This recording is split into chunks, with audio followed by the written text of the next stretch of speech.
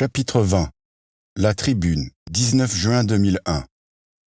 Mort d'une figure de la finance au Texas. Donovan McPherson, investisseur réputé dans le monde du pétrole, vient de décéder d'une crise cardiaque dans sa propriété texane de Saint-Thibault, près de Houston. À l'âge de 70 ans, celui que l'on appelait le chairman revenait d'un long voyage d'études en Europe où il aurait participé aux travaux du club très fermé de Bilderberg. Jean-Jacques reposa le quotidien sur le coin du bureau de Laure Gauthier, les yeux dans le vague. Il poussa un long soupir, autant de soulagement que de dégoût de la vie. Il aurait bien voulu ne jamais connaître celle de McPherson, pleine de haine et d'agressivité. Sa fin tragique était dénuée de sens. « Vous ne pouvez pas continuer à rester seul avec toutes ces inventions en tête, lui dit Laure, qui avait dû remarquer son désarroi. Vous ne connaissez pas le vrai monde des affaires. Il serait prêt à vous arracher le cœur pour une poignée de dollars. Il faut que vous soyez entouré, protégé. Ce que je regrette de m'être lancé dans cette aventure, ces inventions, il semble que je ne puisse pas m'en guérir. J'avoue que je ne vois plus trop quelle attitude adopter à cet égard, répondit Jean-Jacques. Il avait conscience d'en faire un peu trop, côté grand blond aux yeux bleus complètement désemparé. Mais il adorait la façon dont Laure s'occupait de lui dans ces cas-là. Il semblait qu'elle en éprouvait un réel plaisir. Pourquoi pas? Elle avait déjà une réponse toute prête. C'est simple, je vous ai pris rendez-vous avec le directeur de la recherche du FIS à Munich. L'un des actionnaires français du groupe BMW est un ami. C'est la société la plus susceptible de s'intéresser à un homme comme vous. Je ne pense pas que cette entreprise soit prête à exploiter directement votre dernière invention, mais je suis certaine qu'elle a une place dans son organisation pour un ingénieur ayant vos qualifications et votre trempe. Vous êtes formidable, Laure, mais je ne sais pas si je dois accepter. Il travaille sur un projet différent. Il recherche des carburants sans carbone pour leur moteur à explosion. Bien sûr, l'emploi généralisé de l'hydrogène comme carburant diminuerait l'effet de serre, mais je crois être allé un pas plus loin avec mon moteur utilisant directement l'eau. Seulement, vous consommez tellement d'électricité avec votre procédé que jamais vous ne pourrez embarquer un tel moteur sur une voiture. Allez-y, travaillez avec eux aux énergies propres. C'est bien dans votre vision des choses, n'est-ce pas? Vous vous y épanouirez mieux que dans les cosmétiques. Qui sait, vous résoudrez peut-être tous les problèmes existants encore autour de votre invention et vous arriverez à les convaincre. Il est vrai que je dois absolument trouver le moyen de rêver avec les deux pieds sur terre et de cesser de jouer les inventeurs solitaires. Cela a bien failli m'attirer un tas d'ennuis. Sans vous,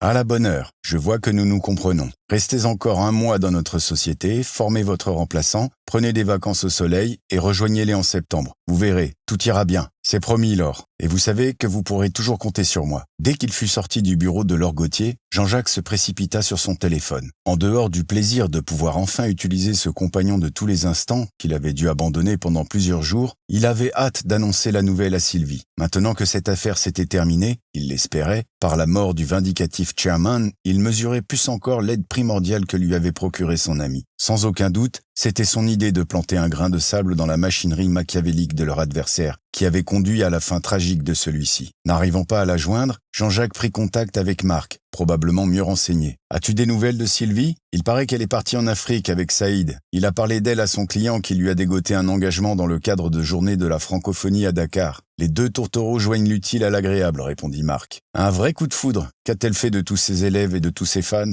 L'école est pratiquement finie, tu sais. Les élèves se préparent aux vacances. Quant aux fans, ils l'attendront. Je voulais lui annoncer une grande nouvelle. Et à moi, non? Toi, tu sais toujours tout. Je suis sûr que tu as déjà reçu un message d'alerte sur le sujet ou qu'un extraterrestre t'a envoyé des signaux de fumée pour te l'annoncer. Dis-moi quand même, j'adore les bonnes nouvelles. McPherson a eu une crise cardiaque fatale chez lui à Houston. Non, lui, emporté par la maladie? Je rêve. Tu l'as dit. Quelqu'un a dû l'aider, parce que, insensible comme il était, son cœur n'aurait pas pu lâcher tout seul. Bah, on ne le saura jamais. Il ne faut jamais dire jamais. Je vais déjà voir si les Tropéziens n'auraient pas fait un petit voyage vers Houston par hasard. Je te rappelle, promis Marc, une demi-heure plus tard, le portable de Jean-Jacques sonna. Les sentiments vont parfois se nicher dans des interstices insoupçonnables. Il éprouva une grande liberté à pouvoir se livrer au geste simple consistant à répondre sans appréhension. J'ai peut-être quelque chose. Le 17, un jet affrété par une société américaine a fait le voyage Nice-Houston. C'est un peu maigre, tu ne crois pas? Le client inscrit est un certain Gunther Müller. Ça ne te dit rien, insista Marc. Le germanophone qui prenait son pied à gifler Saïd? Son prénom est Gunther, mais son nom, j'en sais rien. Une coïncidence peut-être. Alors attends, la société américaine a pour principal actionnaire François Bonneau. Je suis sûr que tu ne te souviens pas de lui. Non, je ne vois pas, dit Jean-Jacques intrigué. Lors de mes toutes premières recherches à partir de la société Trindex, j'étais tombé sur ce nom-là. C'est l'un des administrateurs de Fontana B2B. Qu'est-ce que tu dis de ça, mon petit bonhomme? Monsieur Leaks et ses acolytes seraient allés à Houston pour le tuer? Pour le tuer, je ne sais pas. Au moment du décès de McPherson, ils étaient déjà en voyage de retour puisqu'ils ont atterri à Nice à 3 heures dans la nuit du 18 au 19. Ce leak, c'est plutôt homme à fouiner pour trouver une information capitale. Il a peut-être exposé le chairman au grand jour et ses associés l'ont liquidé pour se protéger. En tout cas, l'idée de Sylvie de provoquer une guerre entre clans était excellente et Saïd l'a merveilleusement appliquée. Ils méritent bien des vacances tous les deux. Que penses-tu d'oublier de leur dire que tout danger est écarté? On pourrait les laisser croire qu'ils doivent continuer à se cacher. Bonne idée.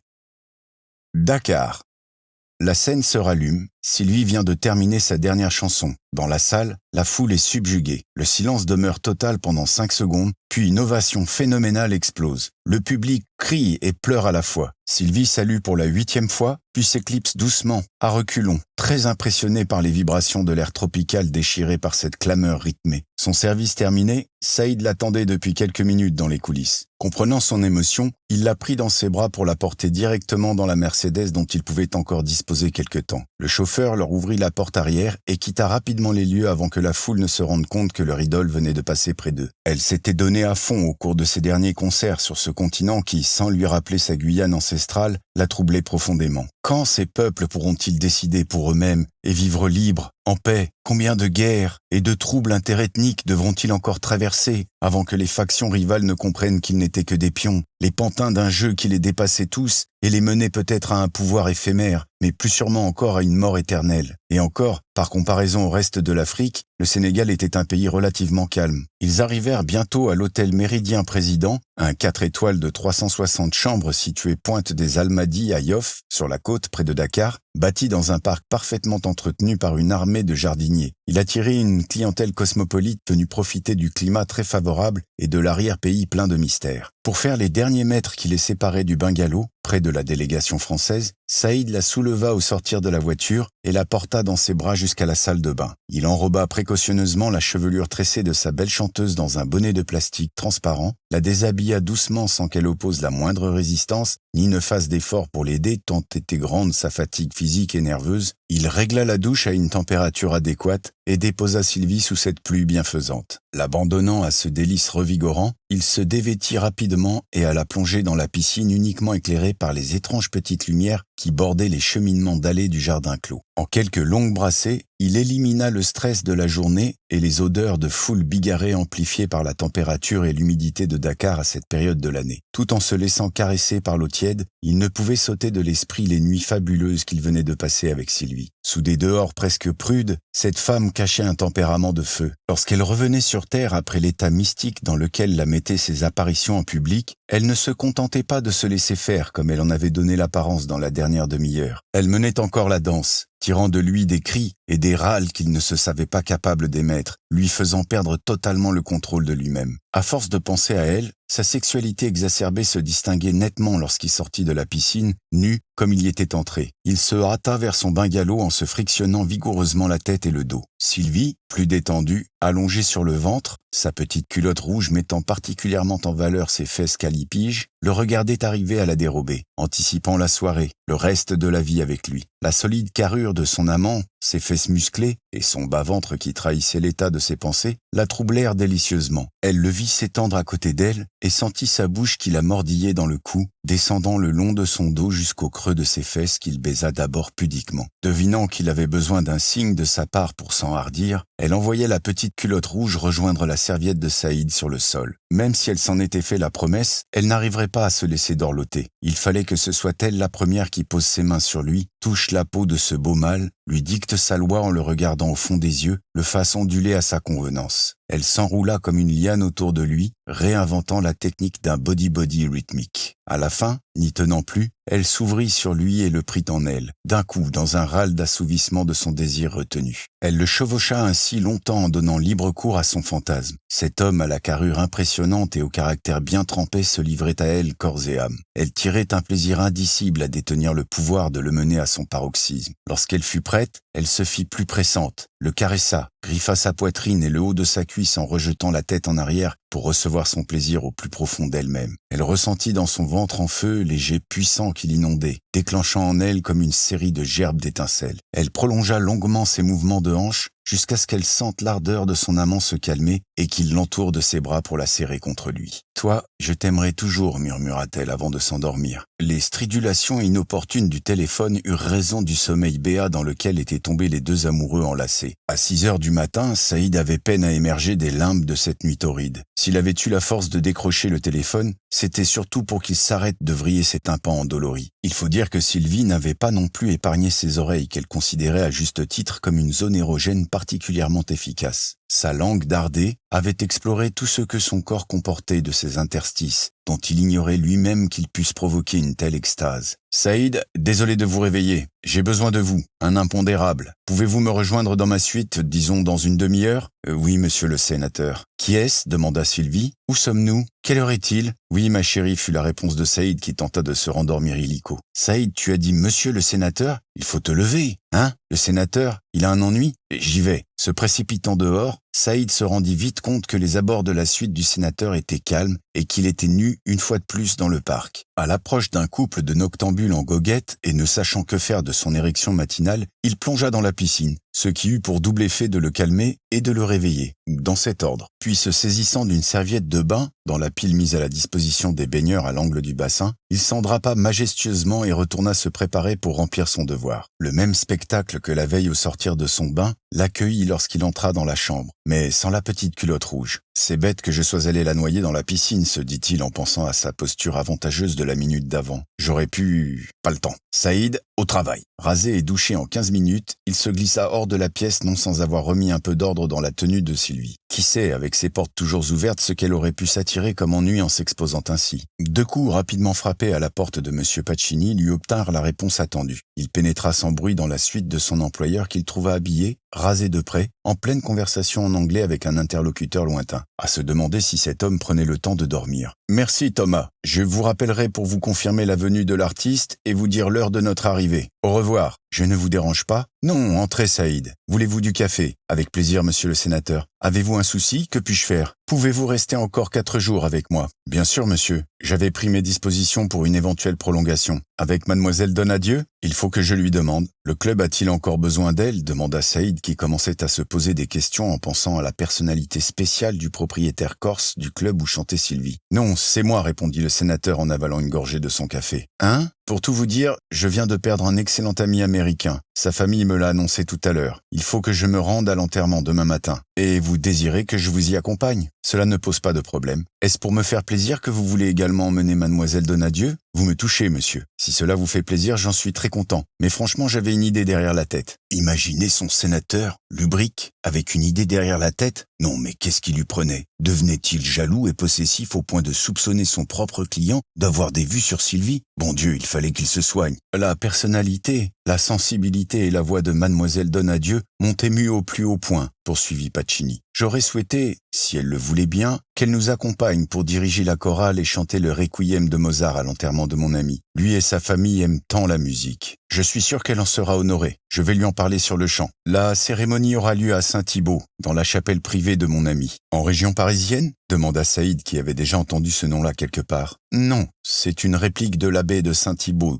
dont l'original se situe en effet près de Paris. Mais c'est en Amérique. Cela ne vous dérange pas ? Non, répondit le judoka qui commençait à perdre quelque peu son équilibre naturel. Dans quelle ville ? La suite de la conversation donna à Saïd l'impression de s'être plongé dans un guêpier géant. C'était un coup à finir en pâture aux requins, qui se promenaient nombreux aux abords du port de Dakar, depuis qu'un cargo bondé de viande avariée y avait jeté sa cargaison par-dessus bord. Faisant toutes sortes d'efforts pour ne pas paraître décontenancé, il écouta poliment les instructions du sénateur, puis s'en retourna comme un automate vers sa chambre, où l'attendaient les fesses rebondies de Sylvie, qui avait dû avoir trop chaud. Le spectacle n'eut pas l'air de le détendre, et ce n'est qu'après plusieurs inspirations qu'il retrouva son calme de combattant. Il décida que les mauvaises nouvelles pouvaient attendre, et que Sylvie serait mieux à même de les supporter le ventre plein. Il décrocha le téléphone et composa le 9 pour commander le solide petit déjeuner qu'elle affectionnait particulièrement, lorsqu'elle n'avait pas besoin de le préparer elle-même. Le bruit de conversation acheva de la réveiller, et Saïd minauda avec elle pendant un instant pour éviter d'avoir à lui parler tout de suite. Sylvie prit une douche rapide et enfila sa djellaba, préférant savourer ses œufs au bacon sur la terrasse. Elle remarqua que Saïd semblait totalement coincé et ne pouvait pas se départir d'un sourire niais qui n'était pas dans ses habitudes. Lorsqu'ils furent rassasiés, il entreprit, en tournant autour du pot,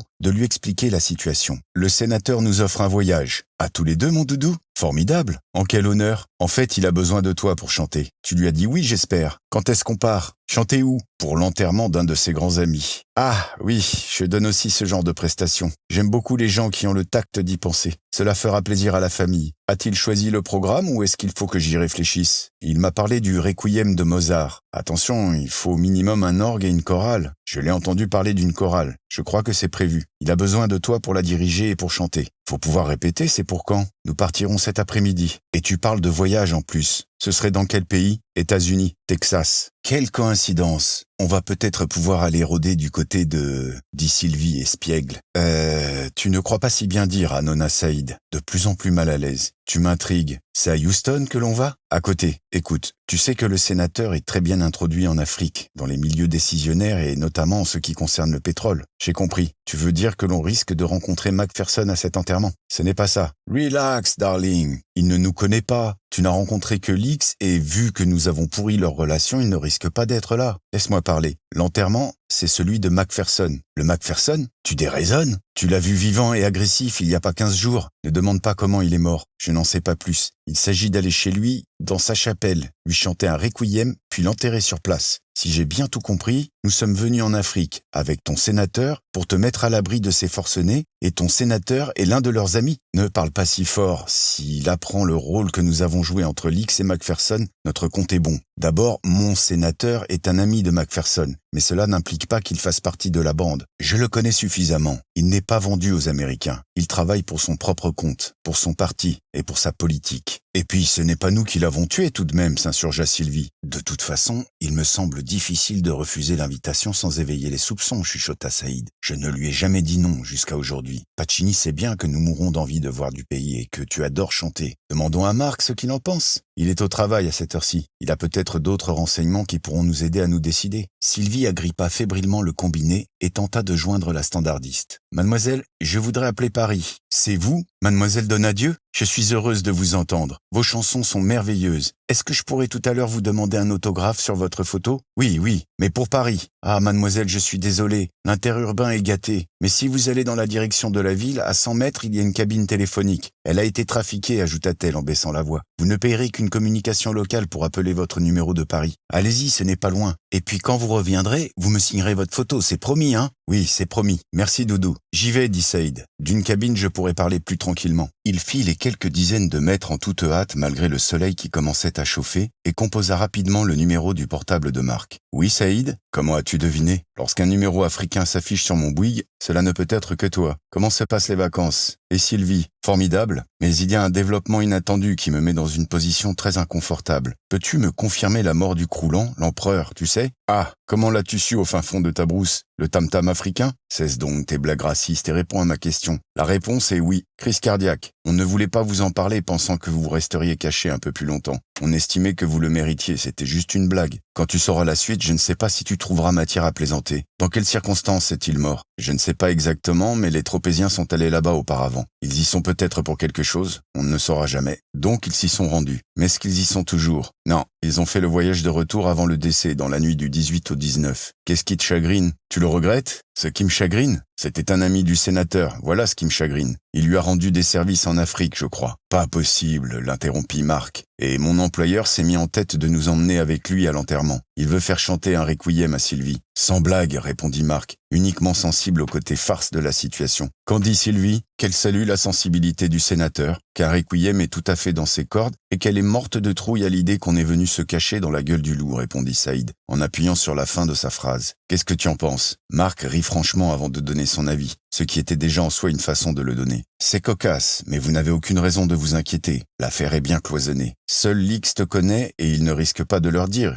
Il est plutôt en froid avec eux. C'est à son tour d'être en cavale. Si ça vous amuse, allez-y, vous me raconterez. C'est surtout que je n'ai pas trop le choix. Le sénateur ne comprendrait pas que je lui refuse, fit Saïd, prenant le temps de réfléchir. C'est bon, nous allons accepter. Cela vaudra le déplacement, si on ne se fait pas massacrer. Je te tiendrai au courant. Merci, et salut Marc. De rien, fais gaffe où tu mets les pieds, mon frère. Embrasse Sylvie. Je n'ai pas attendu ta permission, répondit Saïd en raccrochant. Bras séréné, après un regard circulaire pour vérifier qu'aucun curieux ne lui tournait autour, il reprit plus calmement le chemin de l'hôtel. Il entra dans sa chambre à temps pour voir la petite culotte blanche de Sylvie disparaître sous une robe ample. Il se fit la remarque qu'en réalité ce n'était pas tant ses accessoires féminins qui attiraient son attention à la moindre occasion, mais bien les hanches et les reins divins de la propriétaire de ceux-ci. Il fit un effort sur lui-même pour ne pas se laisser aller à fourrager dans de si beaux atouts, se disant que Sylvie le rendait décidément chaque jour plus romantique. L'heure tournant, il dut briser là ses émois, faire taire ses élans poétiques et aller toquer à la porte de son employeur, à qui il donna une réponse affirmative concernant le voyage. Le reste de la matinée et le début de l'après-midi furent occupés au déplacement et à la surveillance, la routine quoi, et passèrent rapidement. Avant d'avoir eu le temps de totalement assimiler ce qui leur arrivait, ils se retrouvèrent dans le jet privé affrété par le sénateur. Le ministre du Commerce sénégalais était du voyage. Ayant eu de multiples occasions de rencontres très fructueuses avec le chairman, il voulait lui rendre un dernier hommage et faire la connaissance de son fils. Cela pourrait toujours servir. Les moyens personnels du sénateur, que son assistant ne quittait jamais, paraissaient conséquents, à moins que ce déplacement ne passe dans les frais généraux de son parti. Somme toute, c'était ce dernier qui avait dû bénéficier des larges subsides fournis par le regretté défunt. Pendant le vol, Sylvie demanda la confirmation que la chorale prévue était bien en train de répéter sur place et lui fit transmettre ses instructions pour que tout soit prêt à son arrivée. Le reste du voyage se passa à gazouiller et à dormir. Ils eurent encore le loisir d'admirer le coucher de soleil sur le Texas. Une interminable limousine dont les Américains ont le secret les cueillit à une sortie discrète de l'aéroport et les conduisit directement à la propriété familiale. Sylvie avait banni de son esprit toute implication passée dans les affaires de Macpherson. Elle avait fait le vide le plus total sur ce sujet et avait conseillé à Saïd de faire le même effort sur lui-même. Il devait penser se comporter en bons employés et en bons touristes qui découvraient cet environnement, somptueux au demeurant, et en connaissant uniquement ce que le sénateur avait bien voulu leur en dire. À la grille de Saint-Thibault, les vigiles laissèrent entrer la limousine qu'ils connaissaient, après un coup d'œil rapide aux passagers. Saïd nota qu'il ne portait pas d'uniforme, mais était discrètement armé. Cet endroit a l'air si authentique, on ne se croirait pas au Texas, dit Sylvie. C'est la première fois que j'y viens aussi, et je dois dire que je suis saisi par la même sensation, affirma le sénateur. Avant que nous arrivions, pouvez-vous me dire si vous avez choisi vos extraits pour votre prestation de demain? J'ai fait mon choix, en effet, mais je veux encore le discuter avec le chef de chœur. Le requiem de Mozart est tout à fait adapté à l'atmosphère de cette demeure. C'est la chapelle que je vois là-bas? On dirait un ancien couvent ici. Mais c'en est un, importé pierre par pierre d'Île-de-France. Mozart fera merveille en effet. Prévoyez une demi-heure de chant. Vous irez voir le maître de cérémonie dès que nous aurons salué notre hôtesse. Dans cette ambiance, Sylvie se composa un masque de diva hautaine et silencieuse qui lui évita de commettre tout impair. Saïd prit le parti d'aider à décharger les bagages de façon à ce qu'aucune question ne lui soit posée. L'anglais n'était pas son fort de toute façon. Ils saluèrent Madame Macpherson au bras de son fils Thomas et furent immédiatement dirigés vers la chapelle pour préparer la journée du lendemain. Le ministre sénégalais, le sénateur et son assistant furent happés par la maîtresse de maison et conduits vers un imposant salon où des rafraîchissements les attendaient. L'homme d'église qui les reçut était probablement le moins guindé de toute la maisonnée, ce qui ne l'empêchait pas d'avoir une grande érudition et une connaissance approfondie de la musique classique. Le choix des extraits du Requiem de Mozart se fit sans heurts. Sylvie testa l'acoustique du lieu du culte et la qualité professionnelle de la chorale, tout en précisant qu'elle ne pourrait pas donner toute la mesure de ses propres capacités après un si long voyage. Elle fut rassurée par l'état de préparation de ses collègues et leur donna rendez-vous 20 minutes avant le début de la cérémonie pour se mettre en condition. « Vous parlez notre langue à merveille, lui dit le serviteur de Dieu. À vrai dire, je suis natif de New York où j'ai passé les premières années de mon enfance. J'y suis revenu plusieurs fois depuis et y ai fait une partie de mes études. » Elle se plaisait à parler la langue du pays et apprécia vivement la conversation avec le prêtre. Ils dînèrent ensemble dans une salle à manger plus discrète que l'ensemble de la bâtisse. Elle mit à profit le bon contact qu'elle avait avec lui pour entendre de sa bouche quelques bribes de la vie du défunt et de sa famille, ainsi que les détails de la crise cardiaque, la deuxième en 3 ans, qui l'avait enlevé. Monsieur Macpherson a toujours eu une vie trépidante. Il n'aurait jamais supporté de poursuivre son existence diminuée par la maladie. Il est mort en pleine réunion, comme un soldat sur le champ de bataille. Le peu qu'il comprenait de la conversation fit penser à Saïd que le curé en rajoutait quand même un petit peu. Toutefois, il ne se départit pas de son air attentif teinté d'admiration. Enchantés de la soirée, ils prirent enfin congé de l'homme et suivirent la soubrette qui les conduisit vers leur chambre dans la même aile de l'étonnante demeure. Saïd laissa 10 minutes à sa compagne pour enfiler sa nuisette, puis revint sur la pointe des pieds gratter à sa porte. Il fantasmait déjà sur la façon dont il allait lui faire l'amour, dans un tel décor, se voyant très bien dans le rôle du moine lubrique. Réveillés tôt le lendemain sous l'effet du décalage horaire, tous deux revêtirent leur tenue de sport. Ils partirent faire le tour du propriétaire pour se mettre en jambes et améliorer le souffle de Sylvie. Après leurs ablutions matinales, Saïd alla rejoindre le service d'ordre, en nombre plus important que la veille, et portant l'uniforme d'une société de surveillance de Houston. Il se présenta au chef de groupe, qui heureusement parlait peu le français, et lui expliqua qu'il était le garde du corps du sénateur Pacini, venu avec un ministre africain rendre un dernier hommage à son ami défunt. Il obtint des détails sur le déroulement de la cérémonie, fut assuré qu'aucun danger n'était à craindre, les invités, que le gratin, étaient dûment filtrés. La propriété, quant à elle, était surveillée par de multiples caméras et des patrouilles régulières. Il put se rendre compte qu'un hors-bord, avec 2 hommes, patrouillait sur le lac et qu'un maître-chien habillé en garde champêtre à l'ancienne complétait le dispositif. À tout hasard, le chef de groupe lui confia un petit émetteur-récepteur pour qu'il puisse se tenir au courant du déroulement de la matinée. Il décida de se tenir proche et en retrait du sénateur pour le protéger de tout éventuel mouvement de foule. C'était tout ce qu'il pouvait faire. Sylvie enfila une robe chasuble blanche et prit le chemin de la chapelle pour préparer minutieusement son rôle et celui de l'orgue et du chœur. En entrant, elle s'inclina sur le cercueil de Macpherson. Elle se concentra sur ce qu'elle savait du défunt et, en bonne chrétienne, s'attacha à lui pardonner les dérapages de sa vie, maintenant qu'il se retrouvait face à son Créateur. Au bout de quelques minutes, transcendée par cet exercice mental, elle se sentit prête à interpréter avec une ferveur toute divine les morceaux qu'elle avait choisis. Elle alla prendre sa place proche des orgues, détachée et bien à la vue de la chorale. Elle demeurait étrangère aux allées et venues des célébrités qui prenaient place dans la majestueuse chapelle. Elle ignorait les incantations du prêtre, les pleurs de la famille, les raclements de gorge des artistes. Elle prit la parole à voix basse pour mettre la dernière main à la cohésion du groupe. À l'inverse de notre attitude en concert, je veux que nous nous isolions totalement du monde des vivants. Notre public aujourd'hui, c'est Dieu et les âmes des pécheurs. Notre prestation est la plus vibrante des prières. Notre but, que le Seigneur nous entende et accueille Monsieur Macpherson auprès de lui. Bientôt, le maître de cérémonie fit son signal. Ce fut à leur tour d'exprimer leur supplique. Les voix s'élevèrent dans la nef. Son interprétation fut exceptionnelle.